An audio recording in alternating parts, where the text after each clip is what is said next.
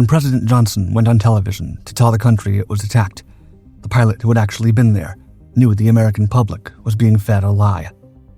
It was just past midnight on the East Coast, August 4th, 1964. The president told the country that 2 American destroyers, USS Maddox and USS Turner Joy, had been attacked in international waters in the Gulf of Tonkin. 2 attacks, 2 nights apart. The first happened on August 2nd, the second a few hours ago. Both were unprovoked. Both were deliberate. He called them, quote, hostile actions against United States ships on the high seas in the Gulf of Tonkin. By morning, Robert McNamara was on every network repeating the message. McNamara had the signals intelligence and the cables from the destroyers, and he assured the country that the evidence was unimpeachable. 3 days later, the Gulf of Tonkin Resolution moved through Congress. The resolution authorized the president to take, quote, all necessary measures to repel any armed attack against the forces of the United States and to prevent further aggression. Congress had given Johnson war powers without naming the war, defining the battlefield, or setting an end. One man with the clearest view of the attack on August 4th knew what had actually happened. His name was James Stockdale.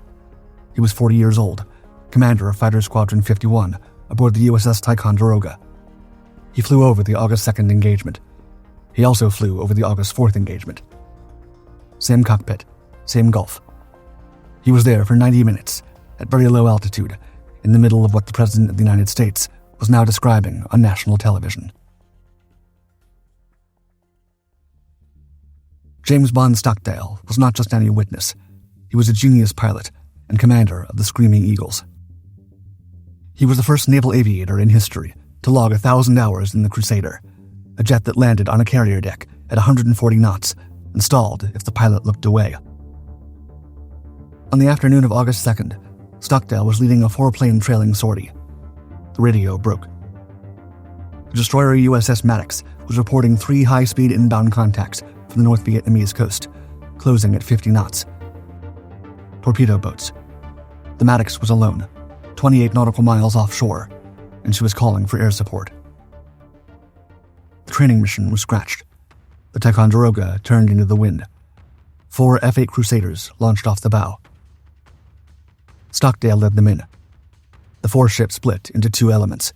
Stockdale and his wingman, Lieutenant Junior Grade Richard Hastings, took the boats on the south side.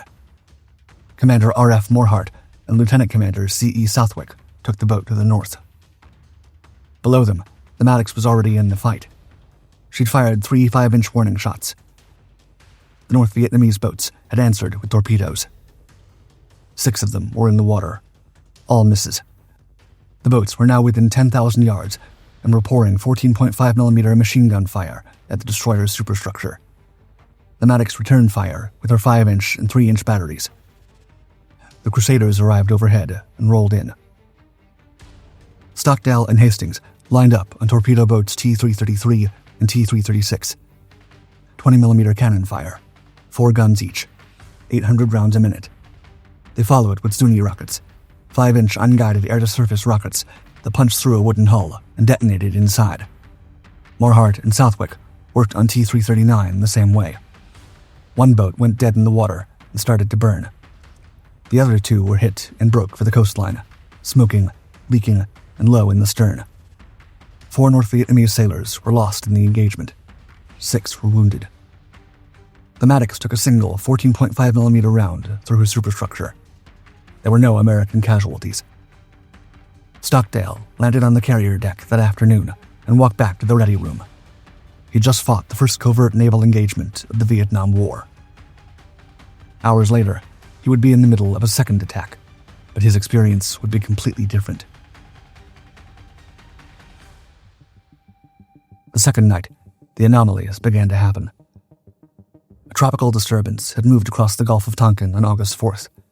There was no moon.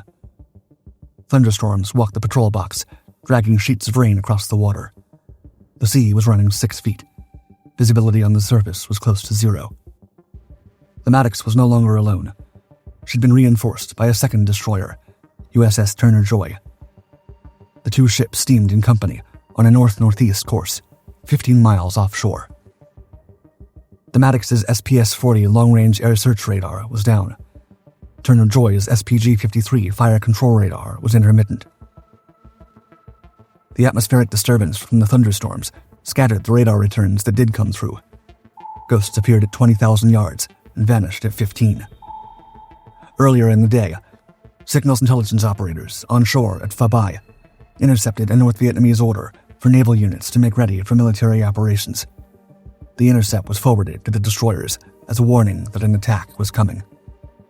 By 8:34 p.m., the contacts appeared to be closing from multiple bearings. An hour later, Turner Joy opened fire on a radar return at 10,000 yards. 5 minutes later, the Maddox's sonar operator reported a torpedo in the water. Then another and another. The Maddox threw her stern around in tight circles. Her 5-inch guns hammered at radar contacts the gun directors could not see. The Turner Joy followed.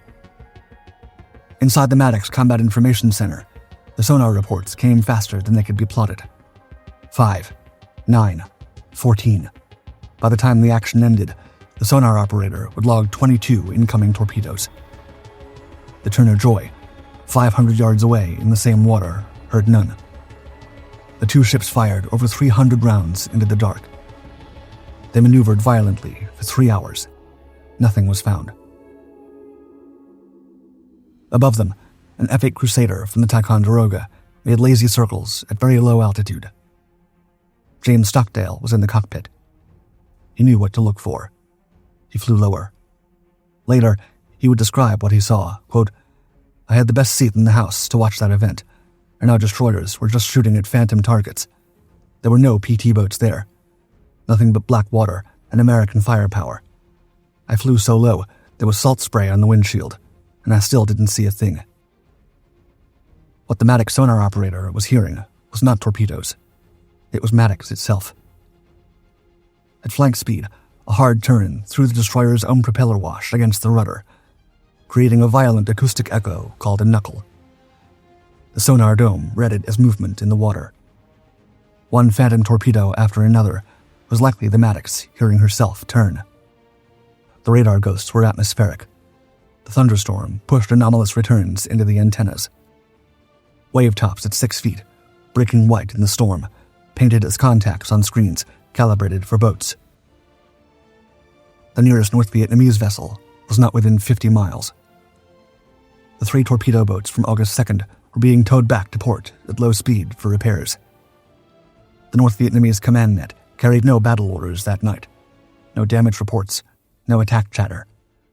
Hanoi's navy was salvaging wrecks, not hunting destroyers. In the Maddox Combat Information Center, the chaos began to settle. The sonar reports thinned out. The radar returns cleared with the weather.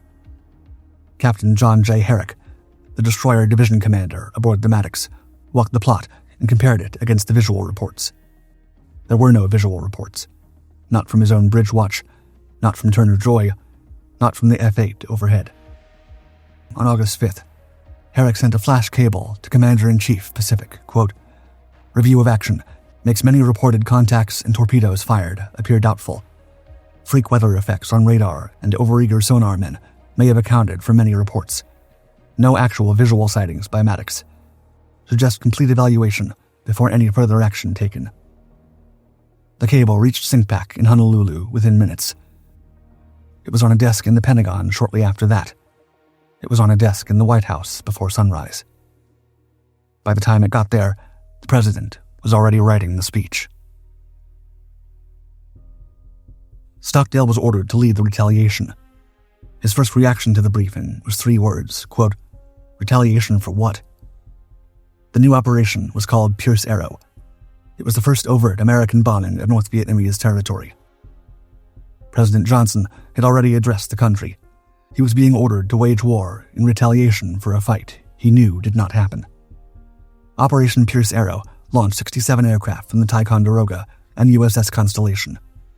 The targets were 4 torpedo boat bases and a petroleum storage facility at Vinh, on the North Vietnamese coast.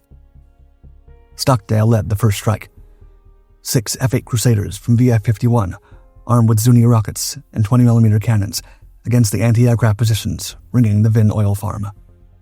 He took the flight low, The Crusaders fired Zunis into the flak emplacements and followed with cannon. The A-4 Skyhawks and A-1 Sky Raiders behind them worked the oil tanks and the boat pens. The strike succeeded beyond what the planners had hoped. The Vinh Oil Depot, 10% of North Vietnam's total petroleum storage, burned to the foundation. 33 of the 35 vessels at the boat bases were damaged or destroyed. 2 American aircraft were lost. The first was an A-4 Skyhawk from the Constellation. Lieutenant Richard Sather was hit by anti-aircraft fire over the harbor at Hong Gai. His aircraft went into the water. His body was recovered later by the North Vietnamese. He was the first American naval aviator lost in action over North Vietnam. The second was an A-4 from the same squadron. Lieutenant Junior Grade Everett Alvarez Jr. took a hit at low altitude during his second run on the Hong Gai patrol boat base. The aircraft lost control. Alvarez ejected at approximately 500 feet over the harbor. His parachute opened. He hit the water alive. A North Vietnamese fishing junk reached him before any American rescue asset was within 50 miles. He was pulled aboard, beaten, and turned over to the militia on the shore. By nightfall, he was in custody in Hanoi. Everett Alvarez was 26 years old. He was the first American prisoner of the Vietnam War.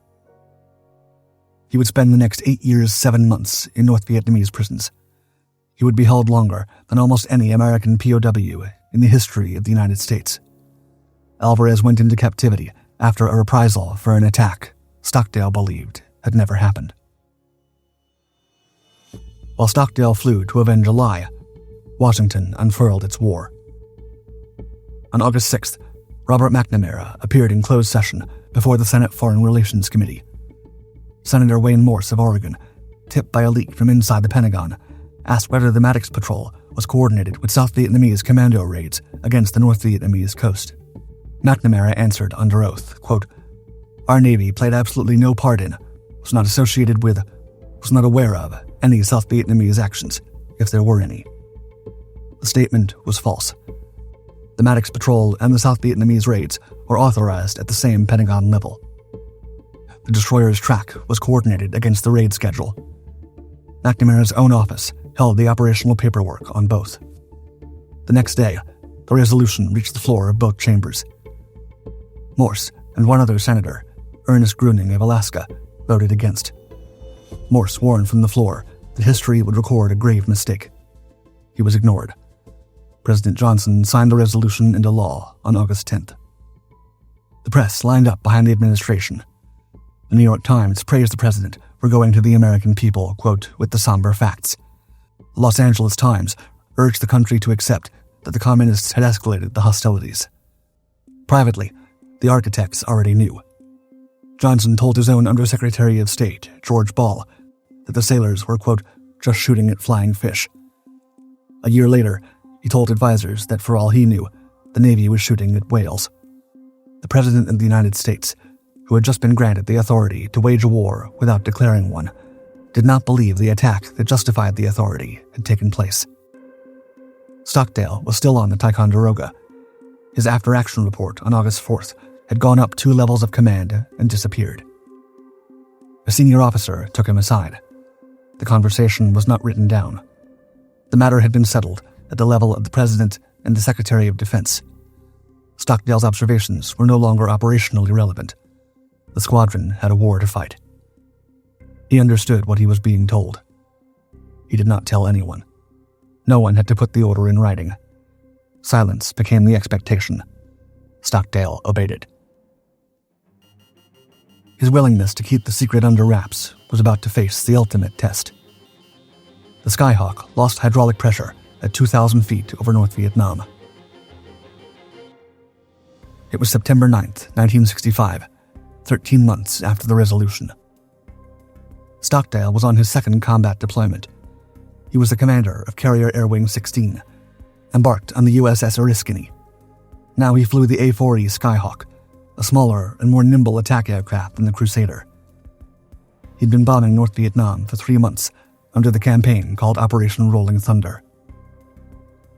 This morning, the target was the Tan Hoa Railway Bridge, called the Dragon's Jaw by the men who flew against it. The bridge was the most defended structure in North Vietnam. 11 previous strikes had failed to bring it down. The weather report came in as the strike package formed up. 0 visibility over the target. Stockdale had no choice but to send his element to a secondary objective, a suspected surface-to-air missile site farther north. He took his wingman, Commander Wynne Foster, and ran the secondary. His A-4 was hit by anti-aircraft fire on the second pass. The aircraft lost hydraulic pressure and rolled into a flat spin. Stockdale rode it down to 2,000 feet and ejected. He was in his parachute harness for less than 30 seconds before he hit the ground. In those 30 seconds, James Stockdale whispered something to himself, quote, 5 years down there, at least. I'm leaving the world of technology and entering the world of Epictetus. He landed hard on a tile roof and tumbled into the dirt. The landing broke his left leg in 3 places below the knee. The bone came through the skin. The villagers reached him before he could stand. They beat him with sticks and farm tools. They stripped his flight suit. The local militia arrived 20 minutes later and took him into custody. By nightfall, he was in a truck heading north to Hanoi. He was 41 years old. He had every reason to believe he would not live through the year. Hoa Lo Prison sat in the central district of Hanoi, a French colonial structure of yellow stucco and barred windows. The Americans held there called it the Hanoi Hilton. By the time Stockdale arrived, the camp population had grown to dozens of downed pilots. He was the highest-ranking United States Navy officer to be captured in the Vietnam War. He would hold that distinction until the war ended. He was put on the concrete floor of a small cell. He could not stand. He could not turn over without screaming. In the first days, lying there, he understood what had happened. He carried something into prison that no other captive in the camp possessed. He flew over the August 4th Phantom battle. He led the Pierce Arrow strike. He had operational knowledge of O-Plan 34A and the DeSoto patrols, and he knew what the Maddox was actually doing in the Gulf. If Hanoi found out what he knew, the war would change shape. A senior American naval officer broadcast on Radio Hanoi, confirming under interrogation that the United States entered the Vietnam War on a fabricated provocation. His captors did not yet know what they had. The interrogations of his first weeks were about flight operations and air wing organization, standard tactical intelligence. They had not connected the senior naval officer in their custody to the night that started the war. As long as that held, the secret held. Whatever they did to him, whatever it cost. If they broke him on the bridge target package, he would give them the bridge target package. If they broke him on the air wing organization, he would give them the air wing organization. He would not give them Tonkin. 7.5 years to find out whether he could hold. In Hanoi's prison system, the rank made him valuable. What he knew made him dangerous. Epictetus was a Greek Stoic philosopher of the 1st century. His handbook, the Enchiridion, was a manual for living under conditions you could not control.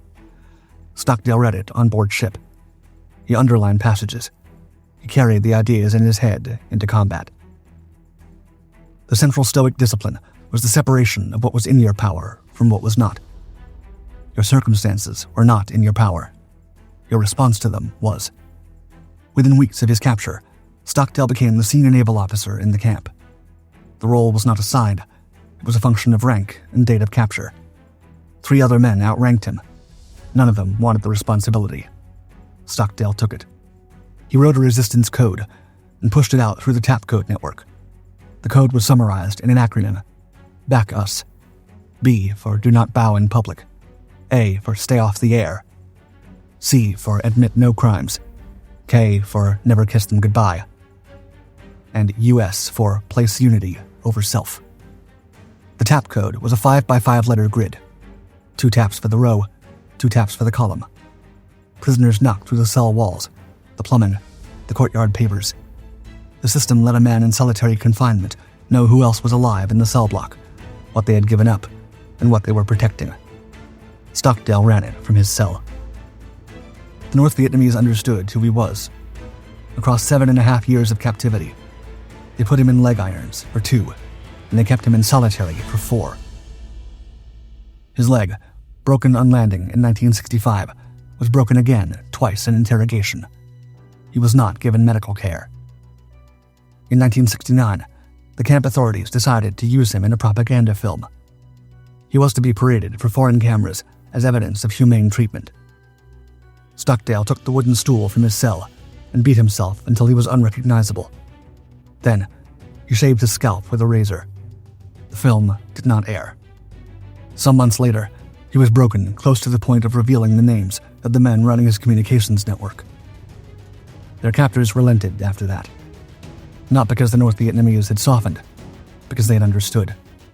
Stockdale had shown them what he would do to himself before he gave them what they wanted. The names he was protecting were the names of his men. But the secret he was protecting most carefully was not in his tapcode network. It was in his memory of August 4th, 1964. He'd been in the hands of the Vietnamese for years now. They had not yet asked the right question. As long as that held, the secret held. Years later, an interviewer would ask him which prisoners did not survive while, quote, the optimists. Oh, they were the ones who said, we're going to be out by Christmas. And Christmas would come and Christmas would go. Then they'd say, we're going to be out by Easter. And Easter would come and Easter would go. And then Thanksgiving. And then it would be Christmas again. And they died of a broken heart. The interviewer who recorded that exchange, Jim Collins, would later call it the Stockdale paradox. Stockdale himself called it Epictetus. He did not give them the secret. It was February 12, 1973. Operation Homecoming. Stockdale stepped onto the tarmac at Clark Air Base in the Philippines. He could not stand fully upright. He weighed 40 pounds less than the day he ejected over Tingia. He would never fly a fighter again. He still did not speak about August 4th, 1964. The country had begun to catch up without him. The Pentagon Papers were leaked in 1971. The Fulbright hearings had already exposed the gap between McNamara's testimony and the operational record. Congress repealed the Gulf of Tonkin Resolution in January 1971. None of it forced Stockdale to break his silence. None of it was from his hand. He retired as a vice admiral in 1979. In 1984, 20 years after the night of Phantom torpedoes, he wrote the book. In Love and War was co-authored with Sybil in alternating chapters. Her chapters told the story of the wives of the POWs and the long fight she led from California to make Hanoi's treatment of her husband and the others a matter of public knowledge. His chapters told his story. The book opened with the Gulf of Tonkin. He finally wrote down what he saw and what he did not see from his cockpit on August 4th, 1964. He'd carried the account for 2 decades. The forensic proof took another 17 years.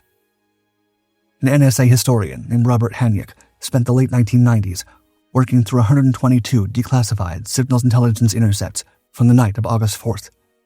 He finished the study in late 2000 and published it inside the agency's classified Cryptologic Quarterly in early 2001. Haniek found a lie inside the intelligence itself. A North Vietnamese after-action report from August 2nd, in which Hanoi's command referred to towing the damaged torpedo boats back to port for repairs, was translated into English as an active battle in progress on August 4th. NSA analysts altered intercept timestamps to make the message line up with the timeline of the Phantom attack. They suppressed 90% of the contradicting traffic. Of every 10 North Vietnamese intercepts the agency collected that night, 9 were excluded from the reports sent to McNamara and the White House. The president received only the 10th. The NSA classified Haniek's study and refused to release it for 4 years. A New York Times reporter named Scott Shane began asking questions in the summer of 2005. The agency's leadership decided that holding the document any longer would look worse than letting it out. It was declassified in November 2005. James Stockdale passed away 4 months before the documents reached the public. The report proved exactly what he had seen from his cockpit 41 years earlier. He had been right the entire time.